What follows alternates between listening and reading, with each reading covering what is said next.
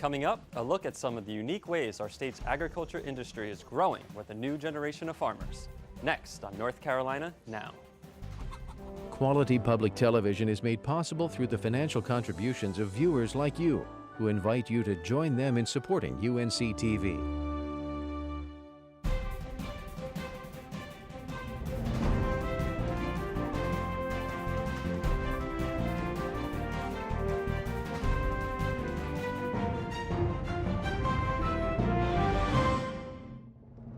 Hi, I'm David Huppert. Thanks for joining us.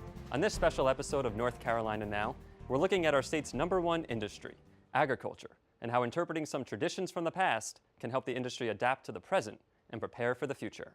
We begin tonight in Chatham County. The Triangle area is fertile ground for sustainable agriculture, with its many farmers markets, co-ops, and locally minded chefs. But finding enough labor to get through the growing season can be a challenge, especially for some small operations. Videographer Peter Bell and I met up with one group that is redefining community-supported agriculture. All right, let's go! Oh, Croix Mob! Thanks, yeah, we got a lot of people out here today, so it's pretty amazing, Croix Mob. Once a month, this group gathers to work hand in hand through rain and mud in the name of local and sustainable agriculture. This collection of closely knit farmers and friends call themselves the Croix Mob. So a Croix Mob is a group of people that come together to build community and work on each other's farms or gardens. Walls are looking really nice. Jason Otis and his wife Haruka operate Edible Earthscapes Farm in Moncure. After farming in Japan, they moved to the United States nearly 4 years ago. They wanted to continue farming in sustainable ways, but they soon realized they would need a few extra field hands to get things off the ground. The Croix Mob offered their services free of charge. That was one of the coldest days of the year. It was like, I don't know, 35 degrees and pouring rain all day long. That's when I knew that like Croix Mob was a real deal, you know. Since that time, the Croix Mob has had a bumper year. What started out as a small group of farming interns and apprentices quickly bloomed into a modern, mobile, barn-raising phenomenon. What brings these mobbers together is a shared sense of community, a love of the land, and a passion for sustainable agriculture. That and the amazing results. We decided to have our first Croix Mob. We got 19 people out to Piedmont Biofarm. We harvested 1,600 pounds of sweet potatoes in about 2.5 hours, then shared a meal and played some music, had a good time. And so then we decided, all right, well, let's do it again. Every month, the Croix Mob heeds the call and descends upon a local farm or garden to help with assorted tasks, ranging from installing roofs to spreading fertilizer, and in this case, constructing rice paddies. We're just trying to grow rice. Well, we've got a big boggy field here, and we can't grow vegetables on it. Like, let's make this productive, you know, and let's kind of make something out of nothing.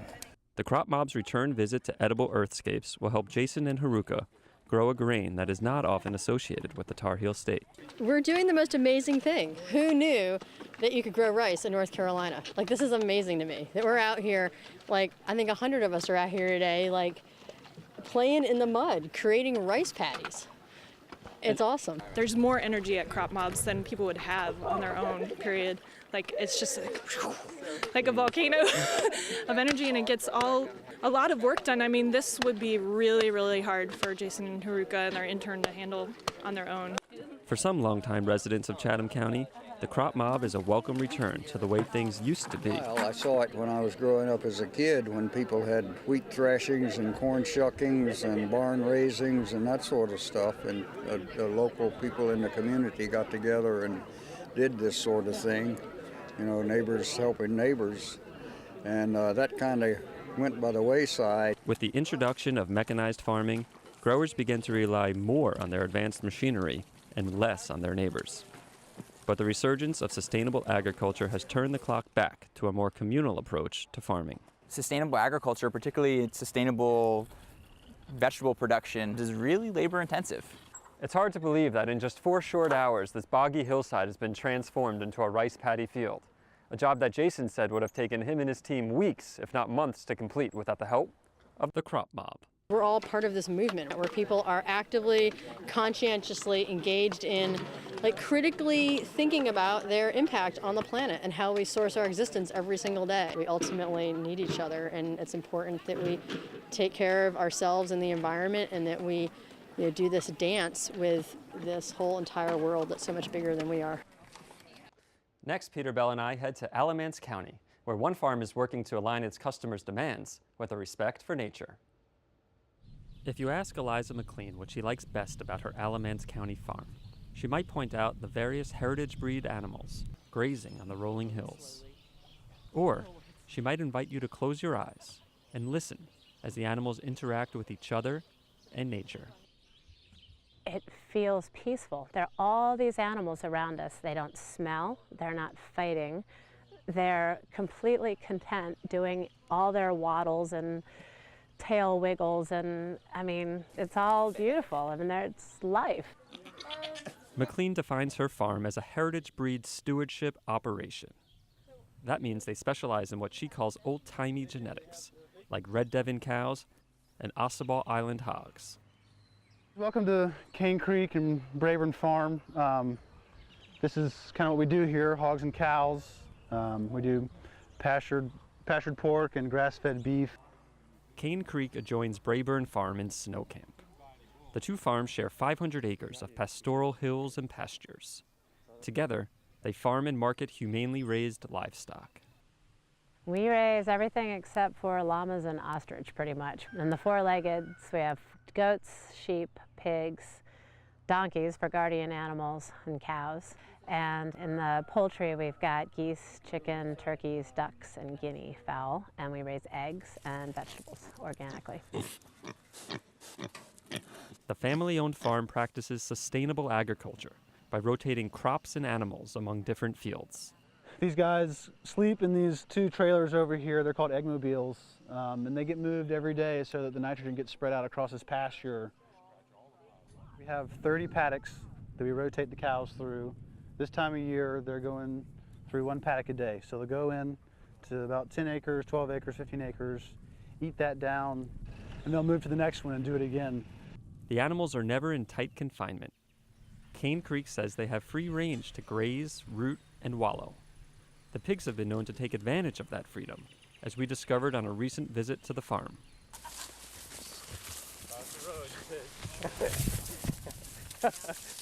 Go on. Hey. Keep closing in, Nick. No. Go on. Go on. So they've gone from one pen pretty far down across the road, probably went right underneath the bridge through the culvert. So they're having a good old day, and we are trying to figure out the best way to get them back. This is part of raising them outside. It's definitely one of the many reasons farming is hard. It's very unpredictable. McLean says the occasional pig wrangling is a small price to pay for the health of the animals. There are a lot of people that have lost touch with how their food is produced. I think we do it in a unique way that our ancestors have been doing for 1,000 years. The old-timey philosophy extends to all aspects on the farm. I'm gonna go see a sow who just had her babies last night. So stay on this side of the fence. Don't touch the fence because it's hot. And kind of keep your voices down. Sows can get a little bit aggressive, but as long as we're non-threatening, she'll be fine with us.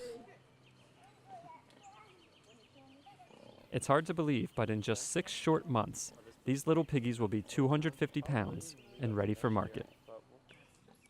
As Temple Grandin says, I really believe animals make us human. I get emotional about this.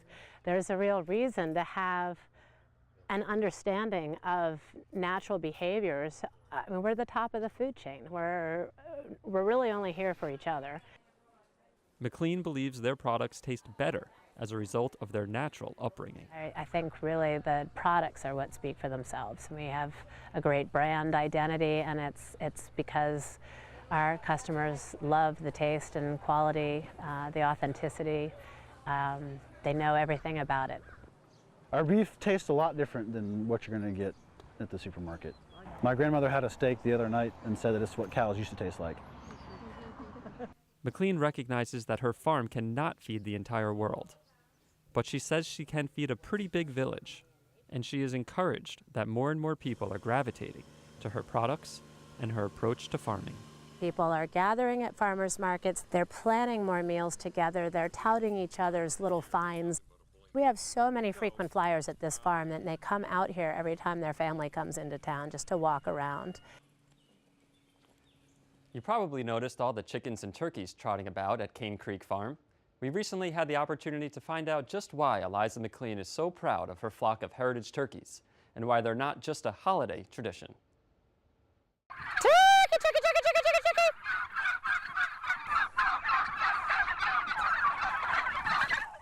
The paradigm of the Thanksgiving turkey has really changed because it used to be the big, fat, enormous, cheap butterball in the middle of your table and you spent the money on the booze and the placemats. And now that's shifting and the turkey really is the centerpiece again. So many people tell me they don't like turkey. Well, because we bred the taste right out of it. There are many ways to raise livestock and poultry for food. I'm really interested in working with heritage breeds of all species. They have intact immune systems. They are resistant to disease. They don't need antibiotics. They don't get sunburn. They don't have all these little weird sort of neurotic pansy tendencies that we have bred into the cheap end of things. I have found that the Bourbon Reds are a nice bird that was a very typical Thanksgiving Day turkey back in the day to raise in our environment here. Giving people the opportunity to try them and the choice in the marketplace is something that has become sort of a calling for me. It was more about the animal interest and learning the herd and health management of these animals that I really was drawn to. If someone starts with a Thanksgiving turkey and then comes back for my pork chops and then just has to, you know, have an addiction to my breakfast sausage, I'm all for it. Speaking of poultry, there is a growing trend occurring around many of the country's most urban settings, and North Carolina is no exception. What was once considered a rural tradition has been embraced by city dwellers eager to reconnect with nature. We went to Wake County to crack the story. At first glance, this backyard in suburban Raleigh looks similar to the other lots in the neighborhood. But take a closer look and you'll discover that nestled next to the shed lies the home of the family's flock. This is where we keep our chickens, and they're out in this corner because it's sort of the furthest away from all of our neighbors. So we have 5 mature hens, and we have 5-week-old chicks on this side. I'm going to have to try to get a lot of hunker down. All across North Carolina, people are flocking to the idea of raising chickens in their backyard. Some do it for the eggs, while others are interested in reconnecting with nature. Most, like Kristen Reberg Horton, are strictly interested in raising hens as opposed to roosters for obvious reasons. I am super sensitive to noise, and there's no way I could live with a rooster in my backyard. And it may come as a surprise to some, but hens can lay eggs without the help of their male counterparts. Each hen will lay about an egg a day for the first few years of her life, depending on the season. I heard you singing a while ago. Did you lay us an egg, girl? The key to raising healthy chicks is proper planning, especially when you are designing your first coop. People have this conception that a chicken coop is designed to keep chickens in. It needs to be designed to keep everything else out. Most coops cost between $50 and $300, depending on how much material you salvage. Come on, come on. Designing and constructing your first coop can feel like an overwhelming experience, but it doesn't have to be. Chick, chick, chick, chick, chick, chick, chick. Dave Bissett has been raising chickens since he was a child, and now sells his design plans to customers around the world. Well, the inspiration from this design came from a European design that's actually several hundred years old, so I can't take credit for it. However, what I can take credit for is updating the design to take advantage of off-the-shelf lumber from a big box retailer. His design accommodates up to 6 medium-sized hens and allows the birds to express normal chicken behavior. You'll notice that the bottom of the coop is open to the ground, which allows the chickens to forage on the ground as they naturally would in the wild. In the event that you want to do like I do and you want to free range your birds, you could build a run extension off the end of it. With the design firmly in place, you're ready to start populating your coop. These days, it's easier than ever to obtain chicks. It's like, oh, that's a good thing. You can even order them online and have them delivered directly to your post office. You can also visit a local agricultural supply store in the early spring and pick some up for about $3 each. This house is more typical. Bob Davis and his wife Judy help organize Raleigh's Henside the Beltline Tour to Coop. The annual event raises awareness for backyard chickens and promotes responsible behavior for chicken owners. I want people to realize that when they get chickens, there is a certain level of commitment. A lot of people have the misconception that chickens don't live very long, but it's not uncommon for them to live 8 or 10 years or more. It's a little more comparable to cats and dogs. Considering how long the chickens can live, the amount of work required to maintain the flock is relatively light. One of the myths is that maybe chickens are hard to keep. People may think that, and they're not. Your water. If you plan your housing so that they're conducive toward the kind of maintenance that you're going to have to do, it can be quite easy. Kristen's coop was designed for comfort for her hens as well as convenience for cleaning. So the first coop I designed, I had to bend over every time I needed to muck it out, and I didn't want to do that again. So I created these big clean out doors that I can just pull open, and when it's time to clean out the inside, I can pull my wheelbarrow up and just scrape everything out. Kristen estimates she spends a half hour each week cleaning and restocking her coop. And each month she spends about $30 for feed, straw, and pine shavings. You'd be surprised how easy it is. The only thing that you have to do every day is check for eggs.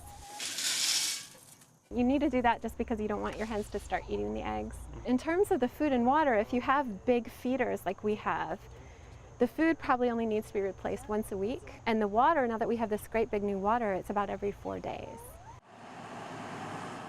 Not all townships and municipalities allow chickens within city limits. Some residents believe the odor and noise will devalue their property and quality of life. Bob says that may be the case with large chicken farms, but not small backyard flocks. The thing that people are worried about is filth. Animals kept under filthy conditions will produce an odor from that filth. And people that have pet chickens or backyard chickens don't keep them under those conditions. Every now and then you'll hear a hen cackle. A normal conversation can go about 50 decibels. A hen's capable of cackling up to about 60 decibels, and a dog easily tops 100 decibels. So the noise is really not an issue. Bob built his first coop to fit underneath his back deck so his neighbors would not have to look at it. He and Judy have since moved further away from downtown Raleigh, but they still preach the importance of being good neighbors. Eggs make great goodwill gifts. That's right, passing them over the fence. And we're very blessed in Raleigh that we can make good choices and to be good neighbors, and we're not limited in the number of hens that we can have, and we're not limited in where they can be placed, and that's wonderful. I give it to Bob. For Bob and Judy, raising chickens is its own reward. Judy doesn't even eat eggs. They love their chickens for the great pets they are and for the rich compost they provide. But for others, the egg is a much appreciated benefit. All the chicken owners we spoke to raved about the richness of their eggs. Their deep orange and yellow color, the firmness of the yolk, and the thickness of the egg white. And although Kristen initially began raising hens for their egg value, she has quickly learned to embrace them as pets. It's kind of like having goldfish. I mean, we're happy to have the eggs.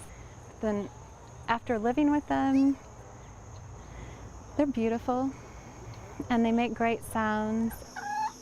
I love mine because they just do their thing. They're good at being chickens. Finally tonight, we introduce you to the American Livestock Breeds Conservancy. Since its founding in 1977, the nonprofit organization has helped protect over 180 rare breeds of livestock and poultry from extinction. We traveled to Chatham and Forsyth counties to learn more. Well, I've had this notion for years that I was meant to have goats, and I went into ALBC in Pittsburgh one day and met Jeanette and said, I want goats, and I've been a goat woman since. Gloria Schrader was introduced to these rare breed Spanish goats by the ALBC, or American Livestock Breeds Conservancy. The organization helps people like Schrader raise traditional or heritage livestock breeds. I appreciate the fact that they are all descended from the originals. They're very hardy, resistant to parasites, good moms. They're just a good, strong animal. According to the ALBC, since the 1940s, hundreds of traditional breeds have fallen out of favor with industrial farmers looking to maximize profit on wool, meat, and dairy production. Chuck Bassett and his organization want to ensure that less profitable, and therefore less popular breeds, don't disappear. The importance of ALBC's work is to ensure that the broadest amount or the fullest breadth of genetic diversity exists within agricultural animals. We got the engagement letter from Womble, Carlisle, Sandridge, and Rice. Our business, if you will, is we don't own animals and we don't own land. Our business really is intellectual capital. It's the knowledge and understanding behind the conservation of rare breeds that we make available to people who are practitioners and do on-the-ground conservation. All right. Come on, girls. Jeanette Behringer works with breeders on behalf of ALBC and also raises her own rare breed horses. She had a colt last year who we just sent down to South Carolina a few weeks ago. He's going to be a hunting horse, which is what this breed's all about. They're called marsh tackies, and they come from the low country of South Carolina, and they're a woods horse. According to the ALBC, only 250 of these horses exist today. These horses have an amazing history. They've been in the low country for 400 years. These are the horses that the swamp fox, Francis Marion, his soldiers rode these horses during the American Revolution. And what's interesting, and most people don't know, is although Francis Marion was an amazing tactician, his men were riding the ultimate all-terrain vehicle, which is the marsh tacky. They have incredible stamina, and they're adapted to the heat and the humidity of the Carolinas, which is part of the reason why we got them for our farm, because we figure if we're going to practice what we preach, we might as well save what's in our own backyard. ALBC considers the Behringers and other rare breed farmers guardians of genetic diversity. The term we frequently use is that they are stewards of these animals. And in addition to having these animals for agricultural purposes in a classic farm type of setting, they also assume the responsibility of being stewards of these animals. Come on, baby. Woo! These are belted Galloways. Originated in Scotland, and they trace them back all the way to the 1400s.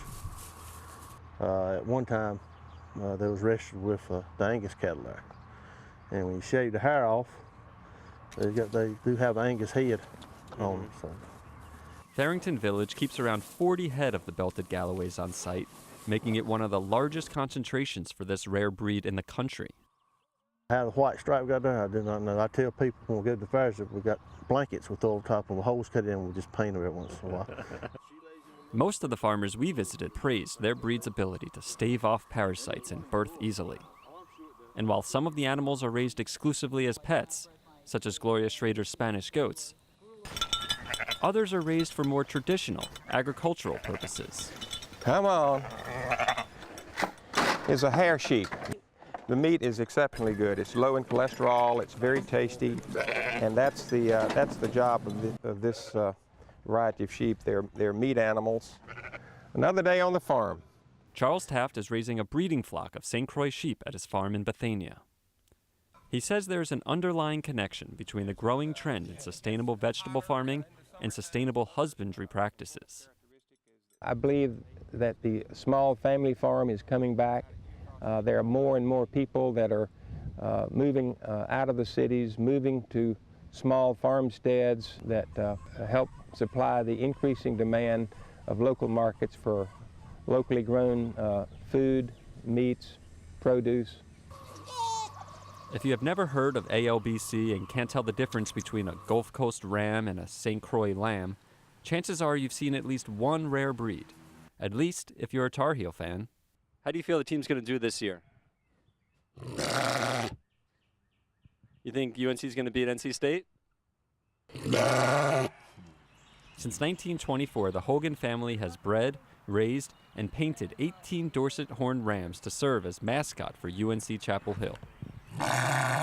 The breed has less than 1,000 annual registrations in the U.S., few enough to be considered threatened on the ALBC's conservation priority list. These are particularly striking animals. They're very handsome, and they embody or represent what early American agriculture was all about. There's not only conservation of biology there's conservation of culture. For more information on any of the stories we featured tonight, log on to our website at unctv.org/ncnow and click on the web's links icon. Thanks for joining us.